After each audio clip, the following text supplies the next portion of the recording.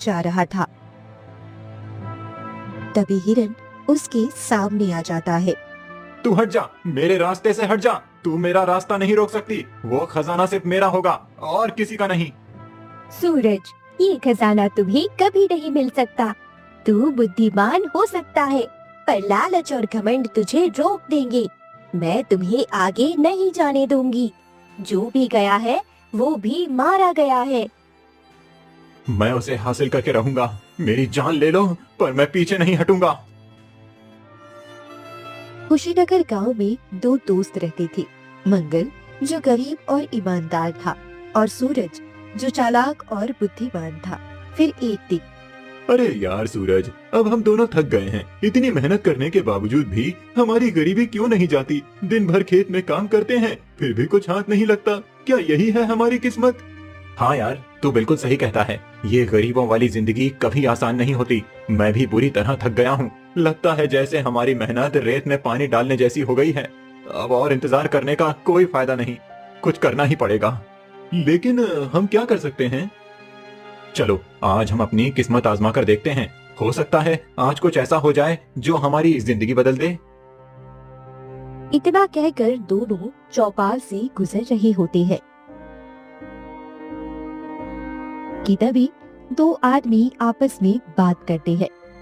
अरे तुमने देखा, जंगल में एक बूढ़ी औरत रहती है जो किसी का भी भविष्य बता देती है। सुना है जो भी उससे मिलता है उसकी किस्मत पूरी तरह बदल जाती है।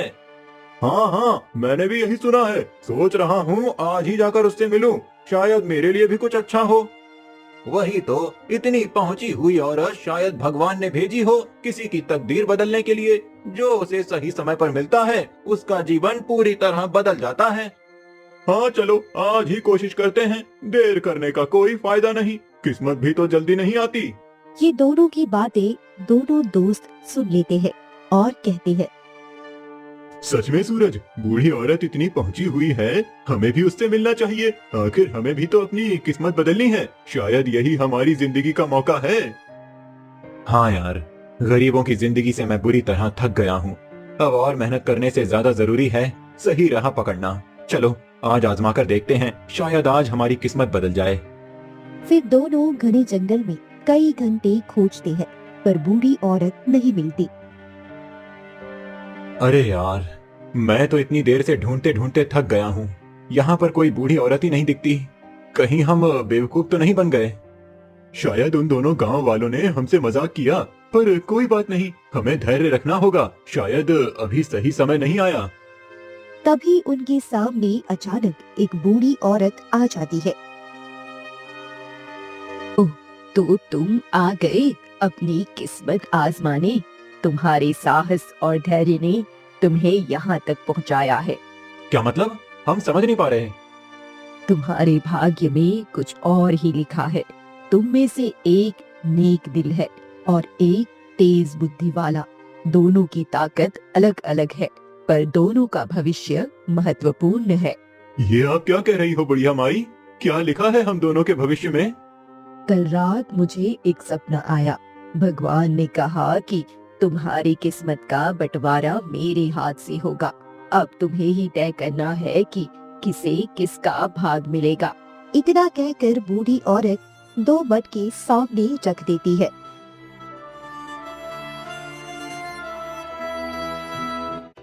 Navigate options with ease. देखो, ये दो मटके, एक में सोना छिपा है और दूसरे में मिट्टी। दोनों बिल्कुल एक जैसे लगते हैं। जो मटका तुम चुनोगे वही तुम्हारी किस्मत होगी। पर याद रखना, किस्मत का असली रंग तुरंत नहीं दिखेगा। इसे 1 साल तक सुरक्षित रखना होगा, तभी सच सामने आएगा। धैर्य रखना और समझदारी से चुनाव करना।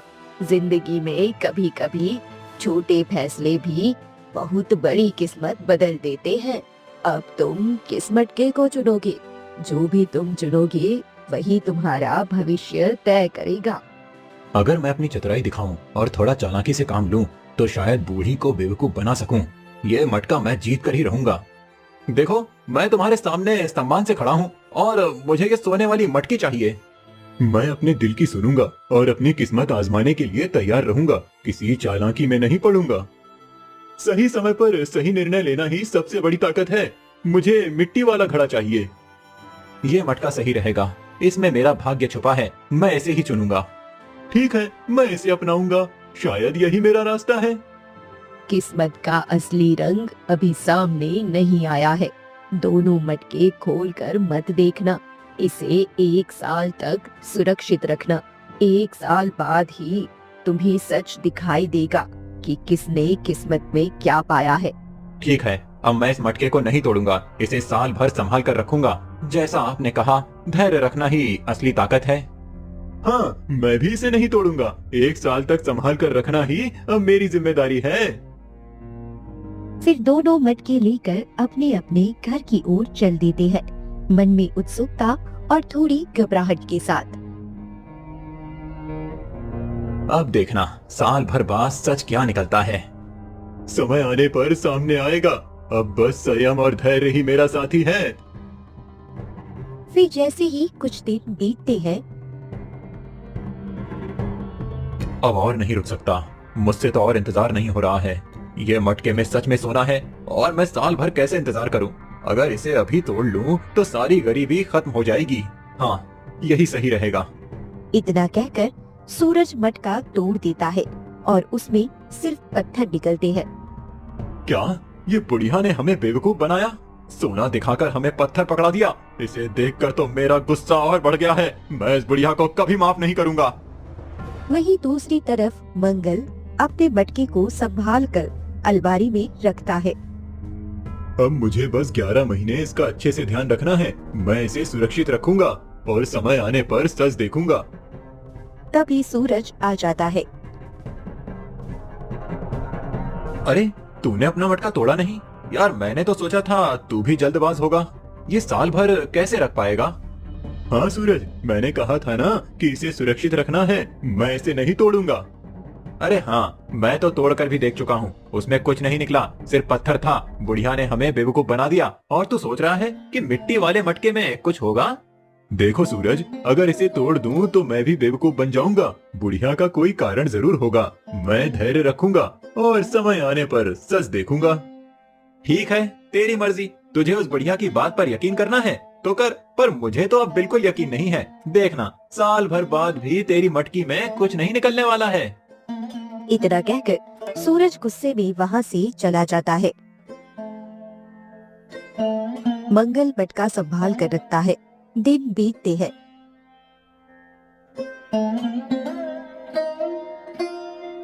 और एक दिन गांव में एक चोर आ जाता है। आज मुझे इस गांव में अच्छा खासा धन कमाने का मौका मिला है। सबसे पहले किसके घर जाऊं? हाँ, यही सूरज का घर सही रहेगा। सुना है ये बहुत बुद्धिमान है और जो भी होगा उसने अपनी मेहनत और बुद्धि से कमाया होगा। शायद यहीं मुझे ढेर सारा धन मिल जाए। इतना कहकर चोर सूरज के घर में प्रवेश करता है और सामान खोजने लगता है। तभी सूरज की नींद खुल जाती है। तुम कौन हो? मेरे घर में क्या कर रहे हो? अभी यहाँ से चले जाओ। सूरज चोर को पकड़ने की कोशिश करता है। अरे यार, ये तो जाग गया, जल्दी से भाग जाता हूँ। लेकिन सूरज उसे पकड़ लेता है। तभी चोर उसकी जम के पिटाई कर देता है और भाग जाता है। ये क्या लिखा है मेरी किस्मत में? एक खजाने से भरा मटका मिला, उसमें भी सिर्फ पत्थर निकला और ऊपर से ये चोर आकर मुझे मारता है। हे ऊपर वाले, कुछ तो मेरे ऊपर तरस खा। कब तक मैं ऐसे फटे हाल में अपना जीवन बिताऊंगा?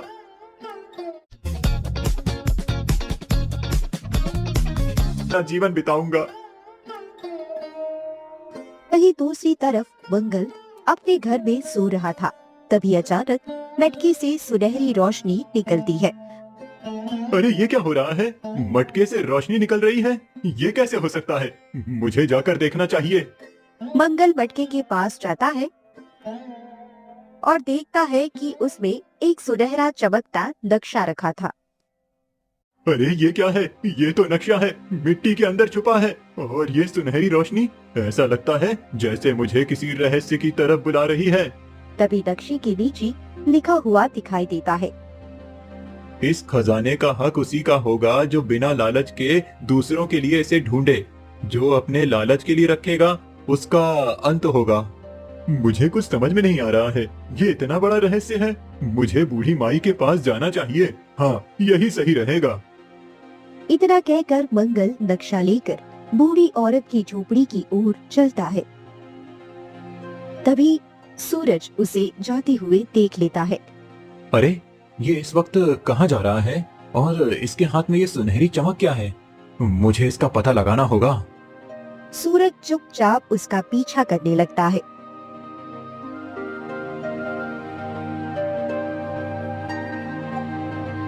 तभी मंगल जैसे ही बूढ़ी औरत के पास पहुंचता है। बूढ़ी माई, ये नक्शा मुझे मिट्टी के मटके से मिला।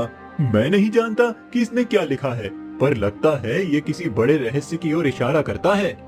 हाँ बेटा, ये खजाना सदियों पहले एक बड़े राजा ने छुपाया था। उसे केवल नेक इंसान ही पा सकता है। लालच करने वाला कभी इसे नहीं देख पाएगा। नेक इंसान यानी इसका मतलब है कि इसे पाने के लिए दिल साफ होना चाहिए। कोई भी लालच इसे पाने की राह में बाधा बन सकता है। ये सारी बातें सूरज चुपचाप सुन लेता है। हाँ, ठीक है। अगर मैं पहले इस खजाने तक पहुंच गया तो सब कुछ मेरा होगा। मैं राजा बन जाऊंगा। मेरी किस्मत चमक जाएगी। और मंगल, वो तो बस भोला और नेक दिल है। उसे तो इसका सही मतलब भी नहीं पता। अब मेरा समय है। अब मुझे पूरी तरह से ध्यान रखना होगा। ये नक्शा केवल सही दिल वाले इंसान के लिए ही है। इसे संभाल कर रखना ही अब मेरी जिम्मेदारी है। और हाँ, ये खजाना तुम हासिल करके सभी गरीब दुखियों की मदद करना। हाँ, मैं भी यही सोच रहा हूँ। इतना कहकर मंगल नक्शा लेकर अपने घर आता है और उसे मिट्टी वाले मटके में रख देता है। बस अब सुबह होने का इंतजार है। फिर मैं इस खजाने तक पहुंचूंगा और गरीबों दुखियों की मदद करूंगा। फिर मंगल सो जाता है। तभी सूरज चुपके से मंगल के घर आता है। यही सही मौका है। अब मैं इस नक्शे को चुरा लूंगा और खजाने तक पहुंच जाऊंगा। मेरी किस्मत चमकने वाली है। फिर सूरज नक्शा चुराकर जंगल की ओर निकल जाता है।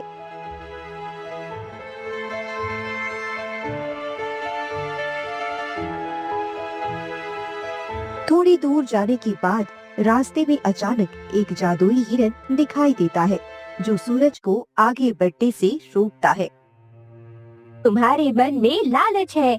जो भी लालची व्यक्ति उस रास्ते पर गया, वो कभी लौटकर नहीं आया है।